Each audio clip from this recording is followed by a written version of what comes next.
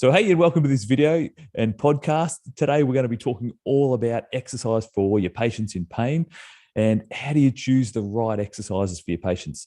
Patients come into us with pain, and we want to choose exercises that help them to overcome their pain without stirring them up. And we're going to be talking all about that today. So, I'm David Pope from Clinical Edge. I'm a physio, musculoskeletal and sports physio based in Australia. And joining me today, we've got David Toomey, who's a New Zealand-based musculoskeletal physio and a PhD candidate at Auckland University. And he's doing his PhD at the moment in exercise-induced hypoalgesia. So all about how to improve your patient's pain. So he's got lots of knowledge and experience, and we're looking forward to diving into that today. So welcome, Dave. Thanks so much, Dave. Two Daves don't make a right, but hopefully they will when it comes to talking about exercise and pain. It was too easy to not go for that horrible dad joke to start things off. It's a cracker. Thanks. Yeah. So how's things over there in sunny Auckland? Good. Yeah. Bit of a mixed bag weather-wise the last couple of days. We definitely feel like we're leaving summer behind us. But when I speak to my friends and family back home in Ireland, it's still like a Saharan Africa climate compared to what's happening in the Northern Hemisphere. Yeah, for sure. Now, I know you're a big fan of exercise yourself. You've just done a marathon recently, and you do a fair bit of exercise. Tell it like what's why are we so interested in exercise for our patients and that sort of thing? Why is it such a big part of our rehab programs when it comes to treating pain? Yeah, I think, well, firstly, if we're thinking about one of the professions of the members of Clinical Edge is physiotherapy, so it's a physical therapy. So we're often concerned with the physical well-being of our patients and our clients. Now, that role has wonderfully evolved to incorporate the psychosocial elements, and we're incorporating a lot more of what it means to be a human rather than just our physical attributes, or at least we're thinking more of what those physical attributes mean in a broader context. From my own perspective, I was a strength and conditioning coach before I was a physiotherapist, so that would certainly be my own bias.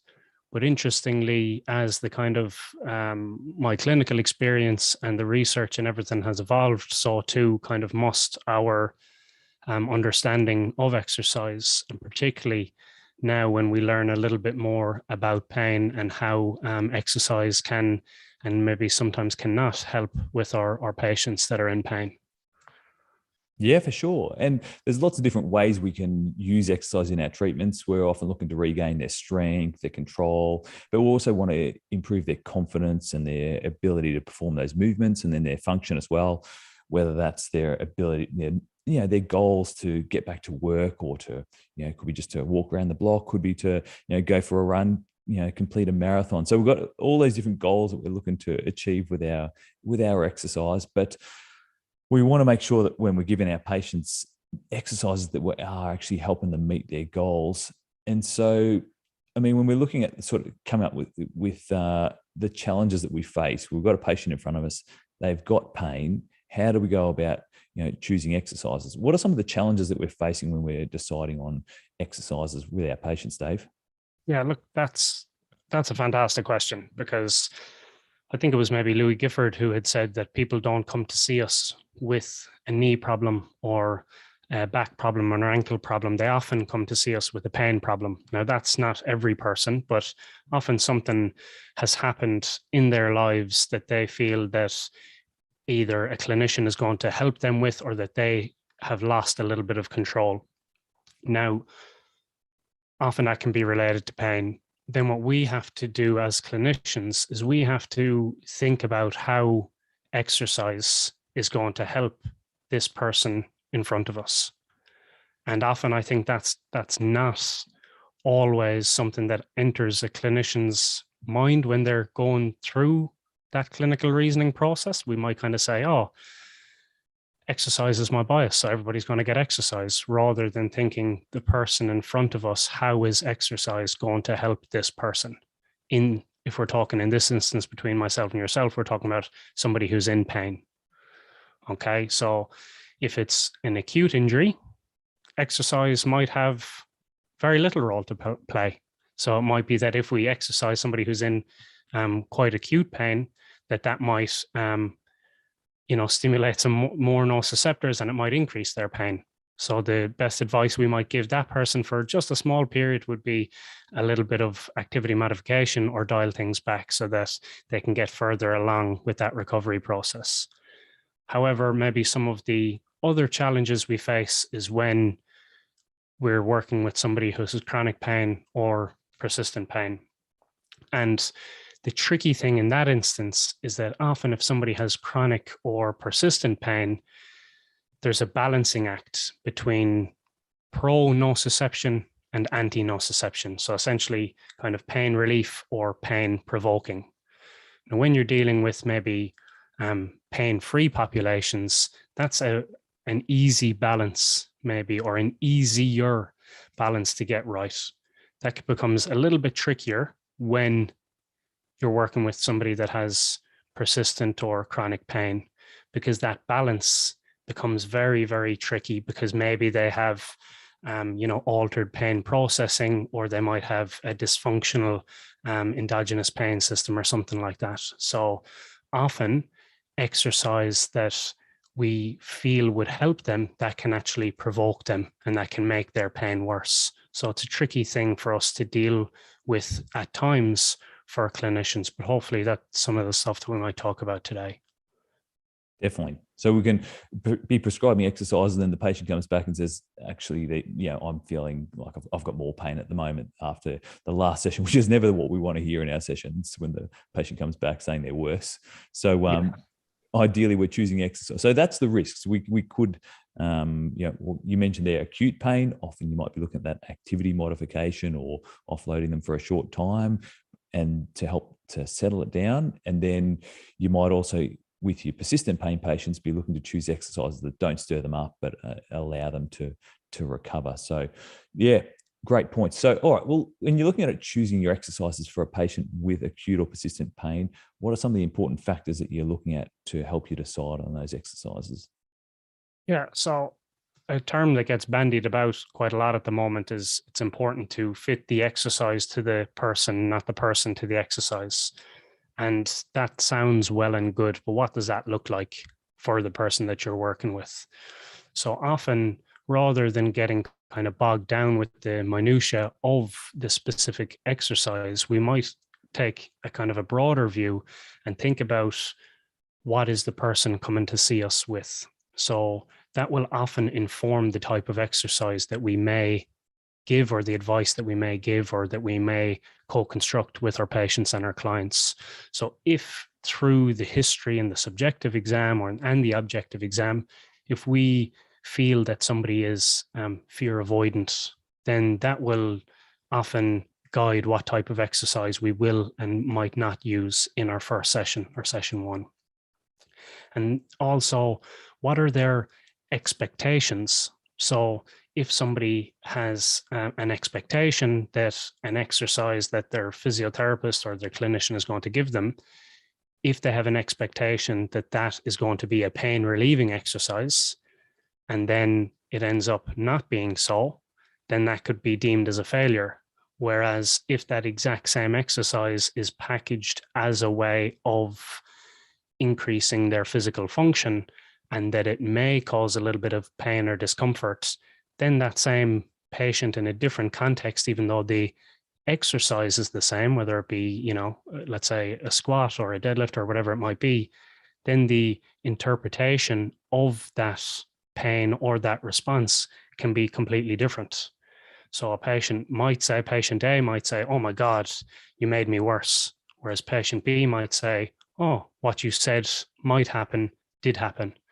It did stir things up a little bit, but as we discussed in our session, these things might happen at the start as your body is coming to terms, and we're going to maybe keep it that same level. We may dial it back a little bit. We may break up your sets and reps and add them in as kind of movement snacks throughout the day, or we have a whole kind of host of ways that you guys as clinicians and can modify and tweak things in that way.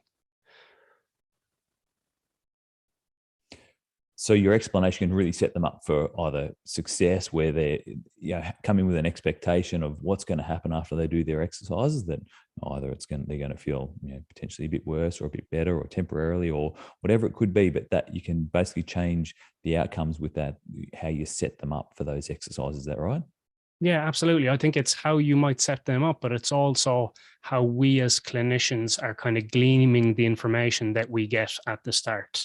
So, for example, if somebody has quite a negative expectation or a belief about either exercise in general and or maybe their pain condition. So a case example of somebody that I was working with recently was a lady who had knee osteoarthritis. So because of my bias and because of my interpretation of the research, I would view exercise as a first line intervention for knee osteoarthritis. But this person came in, scan in hand, very soon after seeing the GP. And I'm not sure exactly where the kind of breakdown in communication was, but they came and they were essentially coming to physiotherapy, but stating that they had felt that there was no role for physiotherapy and that their condition, they had been told that they had bone on bone and they weren't sure what they were there for, but they weren't there for exercise. So in that instance, the odds are stacked very much against you. And I think that's an important consideration, that we must unravel what the beliefs and expectations of the person are coming in with respect to their injury or their body or their condition, and then similarly what their expectations are of exercise. And unless we can kind of have those marrying up in a way that aligns with what we're looking to do, then it can be really tricky. So sometimes I think we start 3, 4, 5 steps down the line, whereas if we bring it back to establishing a really strong therapeutic relationship, get to understand the person's story, then we can make really smooth inroads later on. But those foundations have to be built at the start. And so how did you go about unpacking her beliefs and her expectations and what she thought was going on and was going to help get her better? Yeah, it was an interesting one, because she very much came in with a quite a pathoanatomical or biomedical kind of view of her condition. And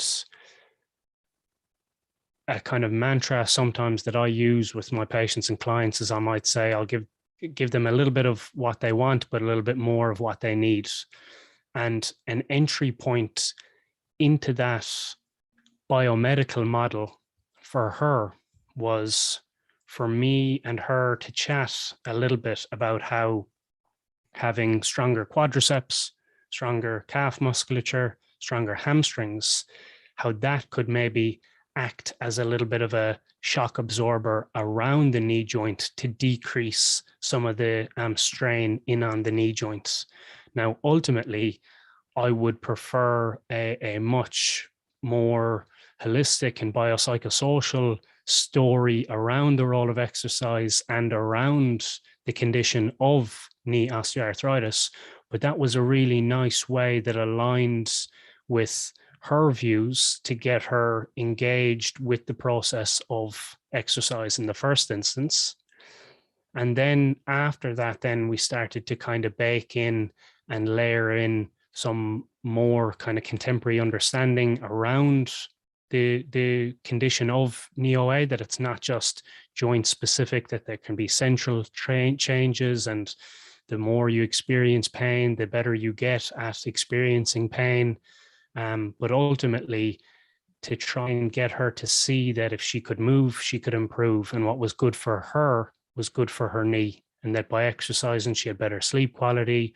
By exercising, she was feeling that she required some better fuel, which was having positive cascade in at her knee, but also in on every other aspect of her being. Definitely. And it's a great story, and it, highlights how you have to approach that exercise program for her differently, especially with your explanations there, where you are taking that more pathoanatomical approach rather than all the other factors, because obviously that's her approach at the start, where you can start to meet her where she's at, and then move it into the other aspects. So looking at that example with that lady, you wanted to choose exercises for her, or work with her to choose those exercises that fit, the patient. So how did you go about choosing some of those exercises for her? Yeah. So a question that I have started to ask a lot of my patients and my clients is, what would you be doing if you weren't in pain? All right. And it's interesting because this is a talk about exercise and pain. But one of the big questions I think is important is, what would you be doing if you weren't in pain? And she loved lawn bowls, loves lawn bowls. And that was just a nice opportunity for us to just take the conversation a little bit away from pain. And often we have become so pain centric. She's coming in, wielding a scan, and is talking to me straight away. I said, "How are you?" She says, "I'm bone on bone." This is often how, when we're dealing with people that have persistent or chronic pain conditions, they can identify as their condition. So they start to conform to, well, how would a person with knee osteoarthritis walk? How would they talk? How would they move? And some of that obviously is going to be as a result of the changes in at the joint. But similarly, it's very hard to delineate where the joint changes end, and some of those psychosocial factors and influences start to kind of manifest themselves physically. And we know that the biopsychosocial model is fluid and dynamic, and what affects one affects the other. And it's the same with exercise. So, short story long, we started with lawn bowls. That was the kind of the finish line as such. And then we started to almost reverse engineer how she could get there. And with her expectation and her beliefs, it started with the knee. So it started with some really small partial wall squats, getting the weight back against the wall. I didn't want to have any barriers with this lady. Often I would do those wall squats with a Swiss ball, but you don't need a Swiss ball. A Swiss ball in this instance would have been a barrier, and I want facilitators. So it was just get a kind of a synthetic type of t-shirt that's going to slide quite nicely against the wall. And we did really super small reps on a partial wall squat, essentially just getting a little bit of bilateral knee bend and then a nice little drive up. And that was where we started. And a whole host of things happened in between. And and then we did indeed manage to get her back to that place, but there's a lot of work done in between. But initially it was starting off kind of ironically, or almost seemingly paradoxically, with the local specific strengthening of the knee. And then it was things that brought her a little bit more enjoyment, like walking with her grandchildren, something that she had shied away from for a long time. But initially it was walking with some of the older grandchildren that weren't likely to do something crazy, like, run in front of a dog or run out, where she had that apprehension and lacking in confidence. So we just kind of broke it down into quite digestible chunks for her. And then in the gym where I'm working, we did a little bit more kind of unilateral work, starting to just sprinkle in some of the elements of bowls that would be required for her to be kind of fit for purpose. Yeah, very nice. And how did you, when you were working through those initial exercises and helping her to identify the best ones for her, and obviously you worked through activities that were really important to her, and like you mentioned before, activities that she would do if she wasn't in pain. So when you were looking at going, well, she maybe hasn't loaded this limb a lot lately, and you're looking at going, well, we're starting to load it up. We've got the potential here for this to go really well, or there's a potential for it to flare up as well. So how did you decide on that level that would, or set her up with realistic expectations about what might happen and for potential flare-ups, that type of thing. Yeah, look, the flare-up piece is a really important piece, and I reckon that it's a win for a lot of clinicians that we don't touch on. So anybody, if I was to grab anybody who hasn't exercised in a while and I got them to do 3 sets of, let's say, 15 wall squats, they might have delayed onset muscle soreness. Okay.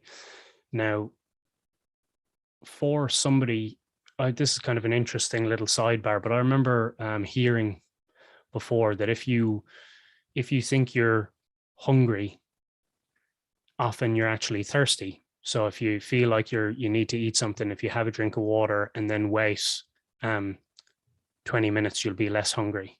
So in Western society, because we're often not in a position where we're hungry, or our ability to kind of dissociate thirst from hunger is quite poor. And often people that have not done a lot of physical activity, and particularly people who are experiencing pain, they won't know the difference between DOMS and lactate and what we might deem to be a good pain and their familiar knee pain and pain of maybe muscles co-contracting and stuff like that. So what you've kind of brought up there of managing expectations and maybe discussing flares, that's really important, because that literacy of pain or of movement isn't established yet. So if we chat to our patients and our clients and we say, and the research shows this, that flares are likely to occur in the infancy of these programs. So that's, the research supports that, but often patients and clients aren't told that. So when they do experience that pain, they either feel that they have gotten something wrong, and sometimes as clinicians, we can almost perpetuate that by going into paralysis by analysis in the way that we might cue our exercises. So people think that if they go into a little bit of knee varus or valgus, that their body's going to explode. So we don't help ourselves maybe sometimes in that regard. But by just giving her a bit of a toolbox or a pain flare toolkit, that was really useful, which was ways in which we can make this exercise a bit more manageable are by decreasing the range of motion, by not doing as many reps, by splitting the sets up throughout the day. And ultimately, she was going to be the person that was going to do them or not do them. So I wanted her to have as much ownership as possible, because ultimately, for her and for anybody with a persistent pain condition, you want as much self-management and as much autonomy as possible. So teaching her little almost exercise prescription principles was really useful in terms of how to dial it up or how to dial it down, but also knowing that, not expecting a flare, but knowing that they can happen, so that when it does happen, it's not a failure on her behalf. Instead, it's actually an opportunity for her to start putting into place some of those self-management strategies that we would have talked about in the session. Perfect. Lots of really great ideas there. And I think that's a really great place to wrap it up. And you've given people lots of great ideas about how they can start to approach their exercise selection with their patients that are in pain, how to, fit the exercises to the patient and not the patient to the exercises, and then how to prepare their patients for, any potential flare-ups, adjustments they can make, and, how to have those wins with their patients. So lots of great info. And you also, if people want to find out more, you did a full presentation on this topic along with a lot of other great topics where you talked about exercise for pain, where train for pain or remain the same. That was the title of your prezo in our pain module, Making Sense of Pain, where we've got yourself on the Clinical Edge team, and we've got Simon Olivato, Zoe Russell, Paula Peralta, and Nick Kendrick also had some great presentations in that Making Sense of Pain module, where you, as part of the team, took people through how to make sense of their pain. So really great stuff. So if you've enjoyed today's chat, people will really love the presentations that you've done and the team have done in that comprehensive training for Clinical Edge members, and people can get their access to that over at clinicaledge.co/free trial. But Dave, I wanted to thank you for coming on the podcast and the video today here, share so much great information. And it's been really great to jump on, have a chat. So tell people, where can they find out more about yourself? Where are you on Twitter or anywhere else? Yeah, pretty much just on Twitter at the moment, and that's at Physio Toomey, spelled number 2 or 2ME. So at Physio Toomey on Twitter. Beautiful. That's great. Well, thanks for coming on. We're going to get you back on plenty of times and have a chat all about all sorts of different stuff. We've got you've got lots of knowledge and lots of clinical experience to share. So I'm looking forward to sharing it all on here and also with our Clinical Edge members as well. So thanks very much, Dave. Thanks for having me. It's great to have a chat any time. Something I'm deeply passionate about, and love chatting all things physio, pain, exercise related. So bring it on.